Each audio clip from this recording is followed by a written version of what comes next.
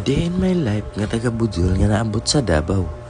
Karong adlaw mga tanong mo bangon dag sayo bisag naglain atong lawas kay magluto tag sudan. Ug sa nagiwat diya sa lamas, shout out ko ni akong pare nga taga Cebuana. Buutan ni siya sa una, hantud karon nagbag-o na, buutan lang gyapon. Si Flores Vlogs. Ganahan mo ipalo lang ninyo. Salamat. Ug shout out ko ni akong agaw nga si numero G Mark 11. Taga Taming, Bohol. Ug shout out ko ani ni April Caparo ang tugop. Taga Arcel ni siya. Sa ganahan dira nga motsat na niya, i-PM lang ninyo. Dalaga pa ni siya. Naghiwa dita ani og sibuyas pero ato nang gihugasan daan para di ta makahilak ug makahinomdom sa atong nakaraan.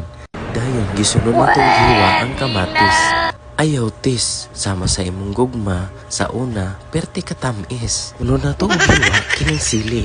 Halang siya sa una, pero magpangita ka. Dayon sunod na itong kumpiyuhan, kining pipi mo. Ato na nang giparaplin kay basig lain inyong nadunggan. Ug sunod, kining maliit na buongon. Sa Tagalog, sa Bisaya, lemon ni sito. Sunod, kining dahon sa sibuyas, ay huyas. O din niya itong kilawon, malasugi, balig 120. Kompleto ng lamas, na ready na, gitimplahan na to, ug asin, dayon, gibutangan og suka.